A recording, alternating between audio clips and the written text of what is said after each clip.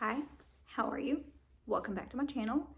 So excited you're here because we're talking Christmas books. We're talking Christmas books, we're talking Christmas decor. I'm gonna show you some footage of a little Christmas event happening in town. Yeah, gonna be doing a little bit of everything. It's gonna be super cozy, no makeup. Once again, you may not ever see me in makeup again, who knows? It's been wild around here. Got my Christmas pajamas on. I'll show you the full view of these here in a little bit. They're super cozy, super comfy. They like have this silk texture to them. It's gonna be a cozy, comfy vlog. So get you something to drink, get you a snack, whatever, settle in. There's an event in town where we're gonna be, I can't show you everything probably because I don't want to get kids in the video, you know what I mean? Because I'm really careful. But I don't even show my own kids, much less other people's. But the event has like a snowball fight, like fake snowball. We're in Texas, we don't have snow yet. But there's gonna be like a snowball fight, hot chocolate, food trucks. There are like fire pits, like a campfire situation. And then we can walk through the holiday lights. So, because they're lighting them up for the first time. There's caroling, yeah, all that stuff. So I'm gonna take you along. I'll at least show you the lights, if nothing else. So you'll see a clip of that, and you'll see a clip of us decorating. You'll see a clip of the decorating my house. And then, yeah, a little bit later, I'm gonna give you some recommendation for some of my favorite holiday and winter reads, along with some holiday movies that I love. And then I'll show you the reveal of my house. So let's get to it.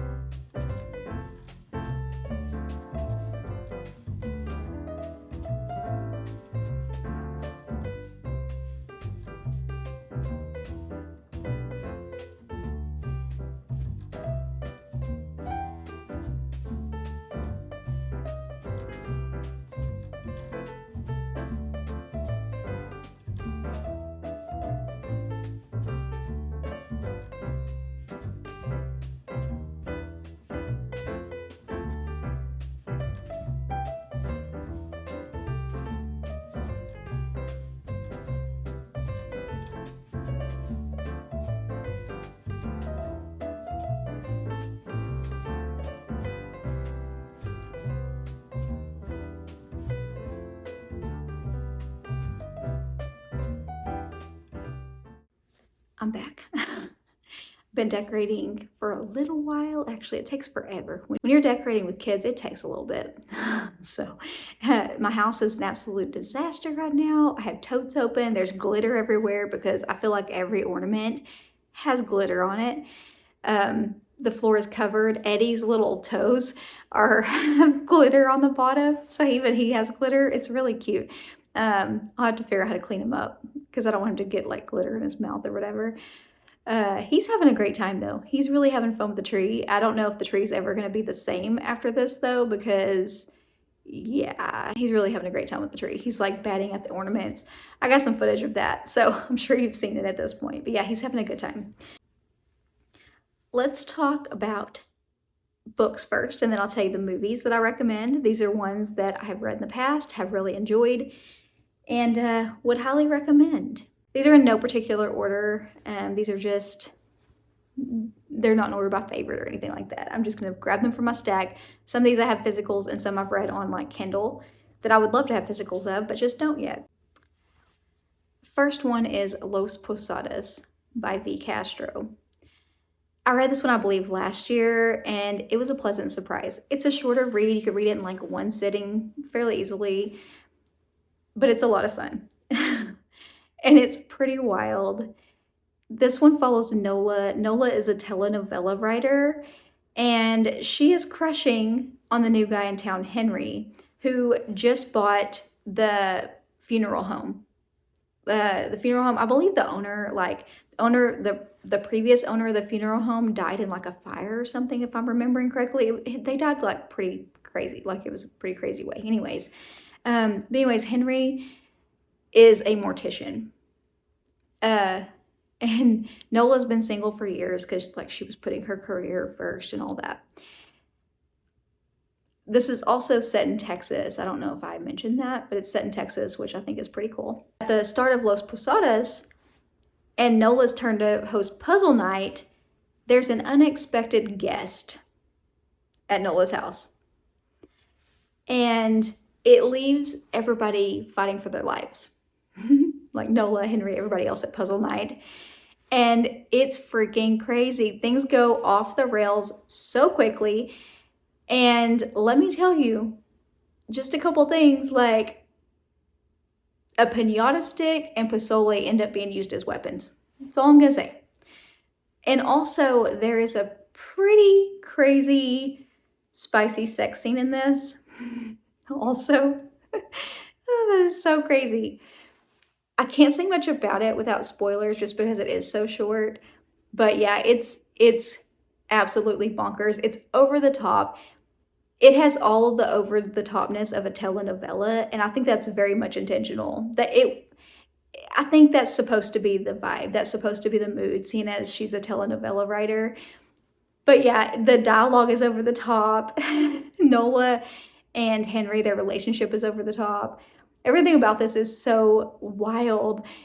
And I love it. I love those vibes. I think it's absolutely genius. And it's got the gore, it's got the creepiness, it has the gothic vibes because you do get a tour of the funeral home. So the gothic vibes are there. It is so fun. And I loved it. It was so unique and so crazy. Next up, we have You Better Watch Out by Matt Forgit. This one I didn't know what to expect. Yeah, you have the reindeer holding a chainsaw on the cover. There's a couple things going on here. There's a serial killer running around wearing a reindeer costume. That's happening. The same time, you have, what are the names of the characters? Mary Klassen. So she's the CEO of a tinsel company.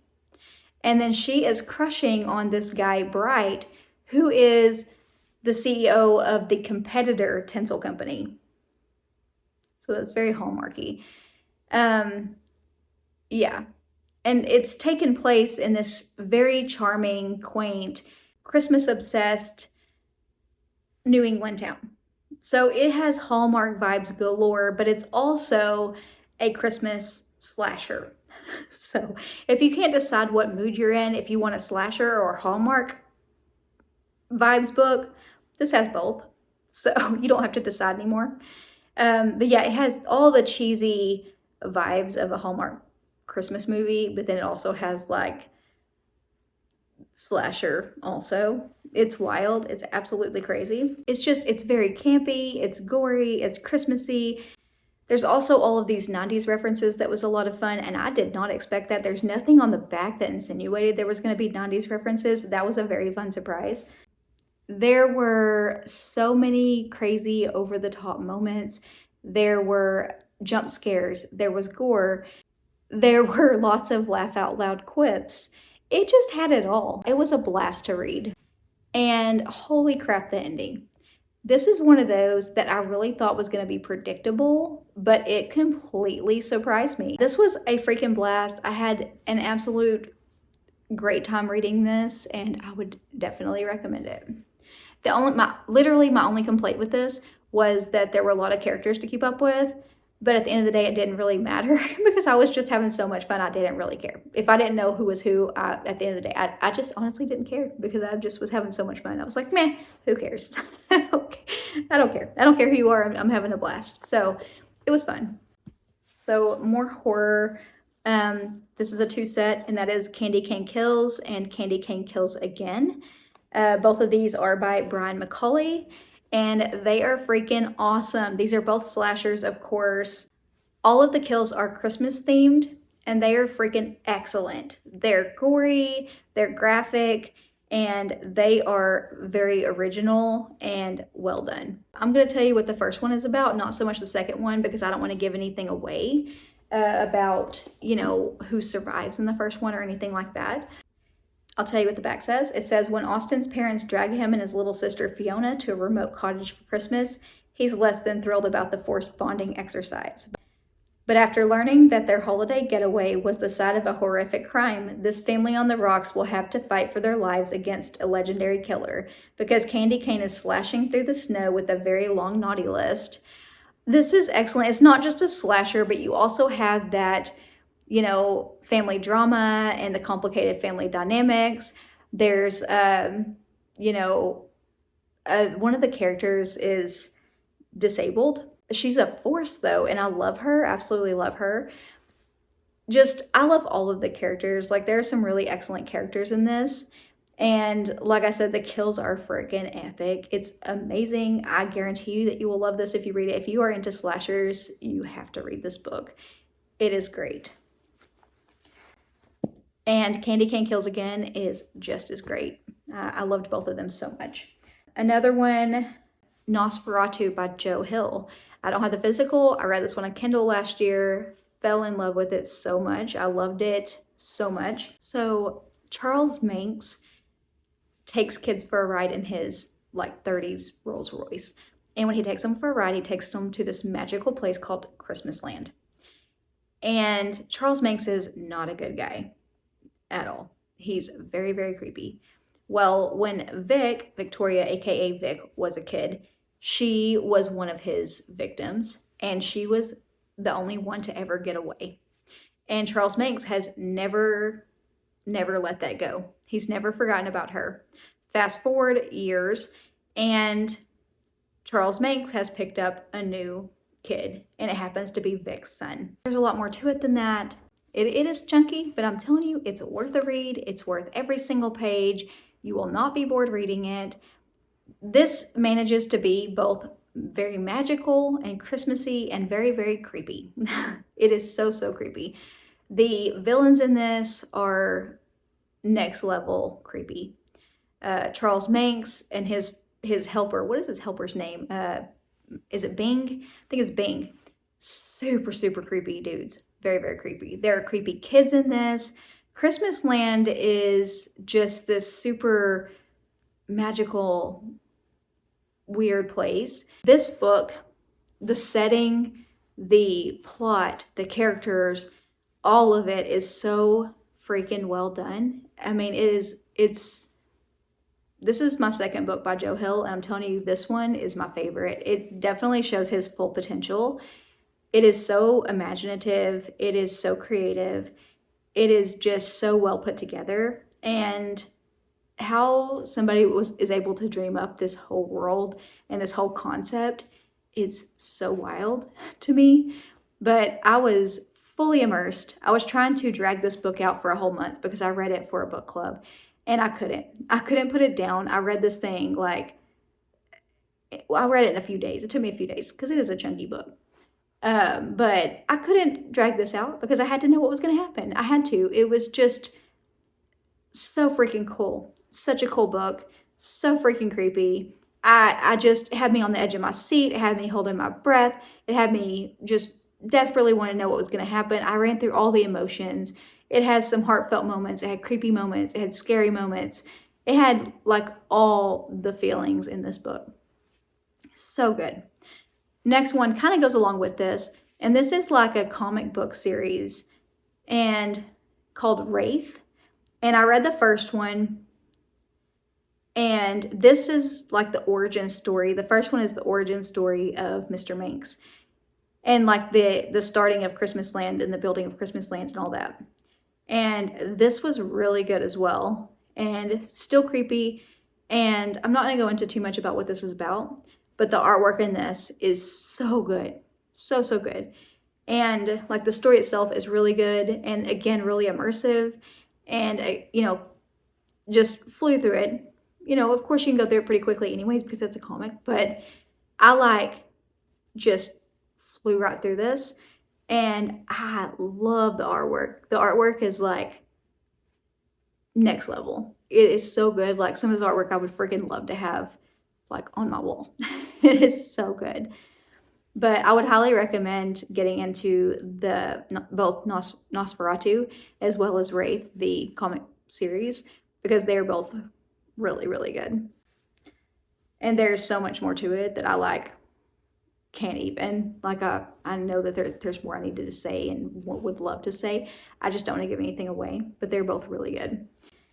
Next, I'll get into the rest of them, like the non-horror. Next is a romance, if you can believe that. And it is How My Neighbors Stole Christmas by Meghan Quinn. This one surprised even me that this made my list of favorite holiday reads, because romance normally isn't my thing. And this is a spicy romance at that. And normally I like get a little like, a lot of them get a little cringy for me. But I freaking loved this book. And this is one of those that people tend to either love or hate. But I loved it. I thought it was so much fun. It was hilarious.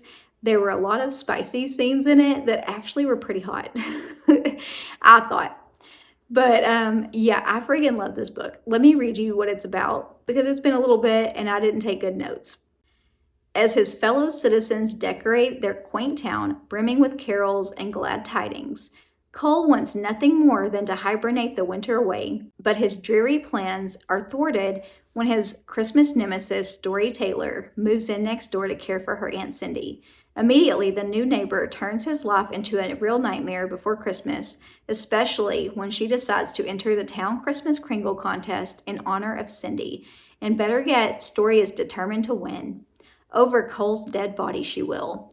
With help from his friend Max, Cole decides to enter the competition as well, to beat Story at her own game by pretending that this hometown's grump's heart has grown 3 sizes this season and he's fallen for the girl next door. And unfortunately for Story, she has to follow his lead to have the chance at the Christmas Kringle title. But the competition isn't the only thing that heats up. Cole and Story's fake relationship becomes very real, and before they know it, they're attempting to hide it from Aunt Cindy. Things get complicated, the competition gets tough, and all it takes is one single night for someone to steal it all. But yeah, this was so freaking fun. It was way more than I expected. I expected it to be just super silly and for me to just read a little bit and probably DNF it. I really legitimately expected it to be a DNF. I loved it. I'm not even ashamed to admit it to y'all. I loved it. It was so fun. It was hilarious. I laughed out loud several times, and it was really hot. Yeah, I know several people that were like disappointed by it and didn't like it. I don't know if I liked it because I don't read a lot of romance, so I don't have a lot to compare it to. I don't know, but I personally thought it was really fun and I loved it. So that was one. This one is more like wintry instead of Christmassy, and that is One Day in December by Josie Silver. It's been a while since I read this one. One day in December, Lori sees this guy through a bus window, and their eyes meet, and she just knows this man is the one. It's like love at first sight. She didn't even think love at first sight existed, but she sees this man, their eyes meet, and she just knows he's the one. She spends the next year like looking for him, basically, like hoping that she sees him again. And she does see him again a year later when her best friend comes up and introduces her new boyfriend to her, and it's him. So, yeah. It says, what follows for Lori, Sarah, and Jack is the guy, is 10 years of friendship, heartbreak, roads not taken, and destinies reconsidered. One Day in December is a joyous, heartwarming, and immensely moving love story and a reminder that fate takes inexplicable turns along the route to happiness. I can't tell you a lot about it because I don't want to give anything away, but I actually really enjoyed this way more than I expected to. It was somewhat cozy. It was kind of thought-provoking in a way. It's been a long time since I read it, but I was taking this book everywhere with me because I was dying to know how it ended. I'm like, do they end up together? Do they not end up together? Does she make the right move? Does she make the wrong move? Does she tell her friend? Like, does she not tell her friend? But yeah, I kept this book everywhere. I'm like, how does this end for her and him? Like, how does this go? But yeah, this is really good. It's a really good book. I enjoyed this so much. And I'm not going to tell you how it ends. You're going to have to read that to find out. But just know that I really enjoyed it. Next one. This one is Christmassy and wintry at the same time. And it is Winterhouse by Ben Guterson. This is more of a middle grade book. And again, like, this surprised me because I don't read a lot of middle grade. But it was cozy and wintry and really cute. This girl, what is her name? Elizabeth. Yeah, Elizabeth. She's being cared for by her aunt and uncle. They don't abuse her. They just like don't exactly treat her right, really. And one day she comes home and there's a note on her door and it's like, hey kid, we're going on vacation. You're on your own. Here's $3. You're going to be staying at the Winterhouse while we're gone. And she's like, lovely. So she's got a ticket. She's goes to the Winterhouse. And she's really bummed, and she like had begged them to be able to stay by herself and everything. She thought she was old enough. She's like 11 or 12. Well, she gets to the Winterhouse, and it turns out to not be as bad as she expected. It's actually very charming and cozy, whimsical. It's wintry and Christmassy. It's decorated really cute. She befriends the owner, Norbridge Falls. Like the first day she gets there, she wanders into the library and she finds this book, and the book is actually magical. And it has these puzzles in it. And she finds from the book that she's somehow related to the Winterhouse and to the people within the Winterhouse. And yeah, so she starts trying to unravel this mystery of the house and the people within the house and all this. She meets some interesting characters. She makes some friends. And yeah, so you're kind of following along with her adventures and her unraveling this mystery. And it's really cute and kind of cozy, and it's a lot of fun to read.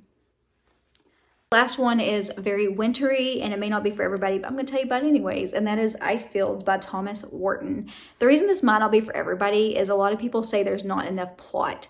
This is more about the setting than plot.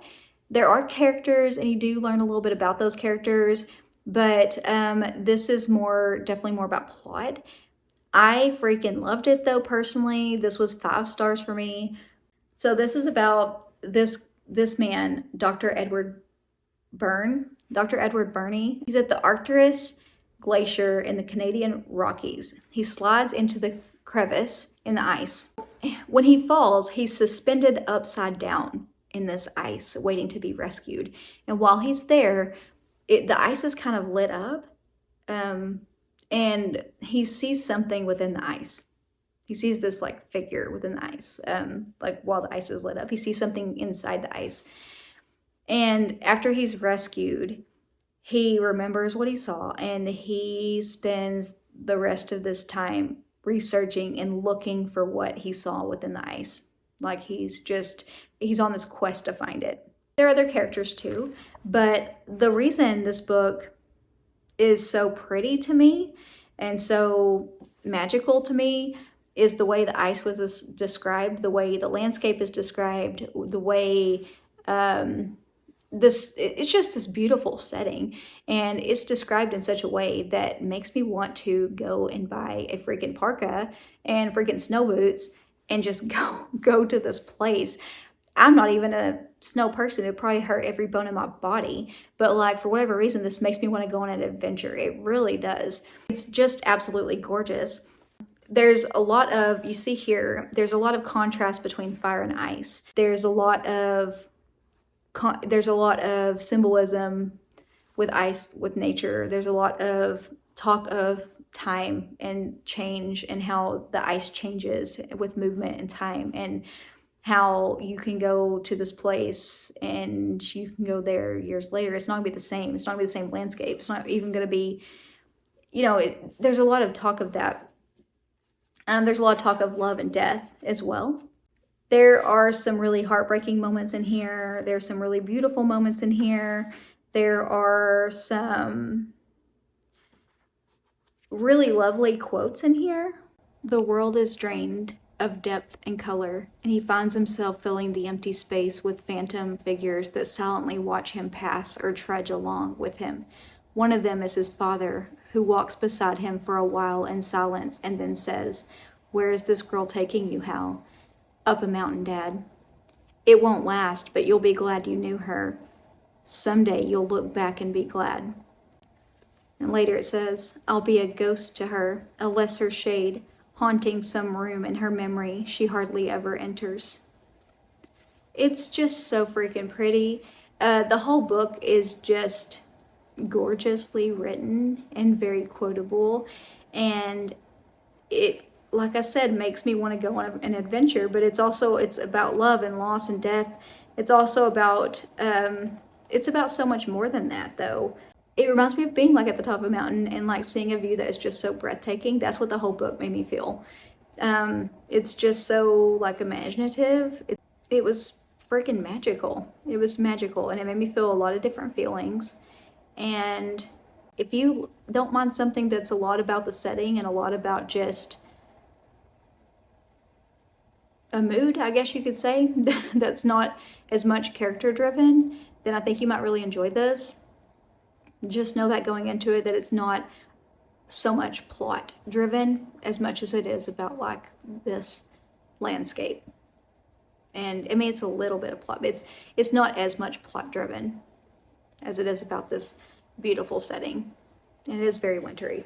I'll tell you about a few Christmas movies I've enjoyed, some of my favorites. Aside from, you know the classics. You already know the classics. These are like more modern, because I mean, you already know about A Christmas Story. You already know about Home Alone. You already know about those. These are like the more modern ones that you may enjoy. Falling for Christmas. This one has Lindsay Lohan. She has just been proposed to, and like literally just been proposed to. She's on like this sort of ski slope, and the guy, like her now fiance, he's super annoying. He's like an influencer. He's just very pretentious, very obnoxious, and she is like this heiress. She has the world at her feet, everything she could ever want. She's kind of spoiled. But anyways, as soon as he proposes, she has this accident, and she like falls down the ski slope, and she hits her head, and she has this head injury. And she gets rescued by this handsome stranger. He takes her back to his ski resort. It's just this very cozy, charming local ski resort. It's very cute and Christmassy and all that.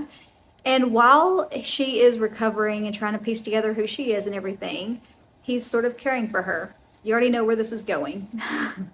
It's very hallmarky and cute and just super cozy and Christmassy, and I really enjoyed it. And we have Holiday. This one is these two meet as strangers. They're both sick to death of being single. They decide to come up with an agreement to be each other's dates for all the holidays, and they end up catching feelings. It's really hilarious. It's just a really fun holiday movie. I pretty much have been watching it every year just because I really enjoy it. We have Best Christmas Ever. This one has Brandy. If you grew up in the 90s, you probably know who Brandy is. She's a singer, actress, freaking love her. I believe her name is Jackie in this movie. Well, Jackie every Christmas sends a holiday newsletter to all her friends and just letting everybody know how her family's doing, what they've been up to and all this. Well, she has one friend in particular who is kind of snotty about this newsletter, and I believe her name is Charlotte, if I'm remembering correctly. Well, Charlotte tells her husband, oh, there's no way her life is this perfect. There's just no way. She's rubbing it in. Just really snooty about this newsletter. Well, Charlotte and her family get ready to go on their Christmas trip or whatever, and she puts in the address. Well, she accidentally puts in the wrong address, and they end up at Jackie's house. Well, Jackie's really sweet. She's like, oh, it's fine. You know, we have plenty of room. Why don't you just come in and you and your family can spend Christmas with us? There's plenty of room here. You know, we don't mind. Anyone's welcome. Well, the whole time, even though Jackie's super welcoming, the whole time, Charlotte is still being super bitchy and still like, oh my God, she's determined to find the flaw. She's determined to find all the flaws in Jackie and her family, and that it's not as perfect as her newsletter makes it out to be. I love this movie. There are a lot of lessons here for everybody, and I'm not going to give anything away, but this is a really cute and fun movie. And yeah, Charlotte's not a really likable character, but I really enjoyed this movie. We have Finding Santa. This one has Jodie Sweetin. Again, if you grew up in the 90s, you probably know who Jodie Sweetin is. She's from Full House, and she was, is it Stephanie? Stephanie Tanner? Yeah, she is in charge of the town's Christmas parade. And last minute, the Santa for the Christmas parade isn't able to do it. She knows a replacement Santa. Unfortunately, he doesn't want to do it. She's going to convince him to do it. She's determined. And of course, he's really handsome. You already know where this is going. It's a really fun movie. Yeah, just, it's hilarious. It's fun. And she is like really into the Christmas spirit. He really is not. It's a blast. Highly recommend it. We have Candy Cane Lane. This one stars Eddie Murphy. Anything with Eddie Murphy, I'm in. This one was a freaking blast. Absolutely hilarious. Eddie Murphy is tricked by an evil Christmas elf, and in turn, all of his Christmas decorations comes to life and things go off the rails. It's absolutely hysterical. Lastly, we have Christmas Land. This lady inherits Christmas Land. I believe it's her grandma that passes, if I'm remembering correctly. Anyway, she inherits Christmas Land. It's this very whimsical, cute little Christmas village that everybody around knows and loves. She has a plan to sell it, but once she gets there, falls in love with it, falls in love with the people, she changes her mind. And yeah, there's also, of course, a love interest. It's very Hallmarky, and won't tell you too much about it. I won't give anything away. It's really cute. Will say I did not like the ending. The ending I was not impressed with. I did not like it all. But that's all I'll say. Just, yeah, I was very disappointed in the ending. But yeah, I'll show you the end result of the Christmas decorating and all that jazz, and see you in a little bit.